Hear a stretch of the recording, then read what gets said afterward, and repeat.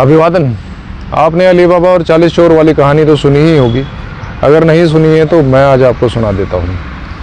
ये मेरे पीछे आप गड्ढा देख रहे हैं, इस गड्ढे को हुए 1.5 महीने से ऊपर हो गया है, मगर अब तक ना तो इसे भरा गया है और ना इस रोड को ठीक किया गया है।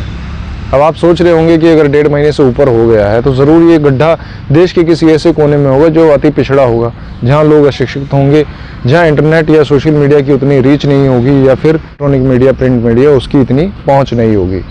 तो मैं आपको बता देना चाहता हूँ कि ऐसा नहीं है, ये किसी पिछड़े हुए इलाके में हुआ गड्ढा नहीं है, बल्कि आपको जानकर हैरानी होगी कि ये गड्ढा हमारे देश की राजधानी में है। और उससे भी बड़ी हैरानी की बात कि ये गड्ढा इस देश की राजधानी की सबसे बड़ी वेल प्लान्ड सब सिटी द्वारका में है। कोई ना हैरानी, अब आपकी हैरानी और बढ़ जाएगी ये जानकर कि ये गड्ढा ऐसे चौराहे पर है जिसके एक तरफ नेशनल लॉ यूनिवर्सिटी है और दूसरी तरफ गुरु गोविंद सिंह इंद्रप्रस्थ यूनिवर्सिटी है। कोई ना हैरानी और बढ़ा देता हूँ। इंद्रप्रस्थ यूनिवर्सिटी के ठीक बगल में साइबर क्राइम पुलिस स्टेशन है और इस तरफ यानी नेशनल लॉ यूनिवर्सिटी की तरफ ठीक सामने वाले रोड पर जाकर सेक्टर 17 पुलिस स्टेशन भी है।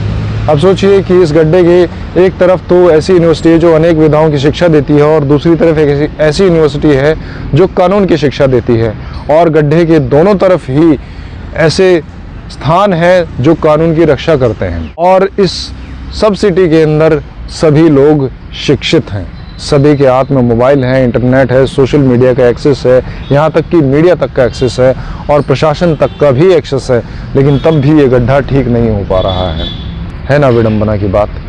और फिर हम लोग कहते हैं कि हम लोग विश्व गुरु हैं और विश्व गुरु के हम गुरु घंटाल नागरिक ऐसा इंफ्रास्ट्रक्चर झेलने को मजबूर हैं। और अभी रुकिए, आपको सबसे बड़ी हैरानी की बात तो बताना मैं भूल ही गया।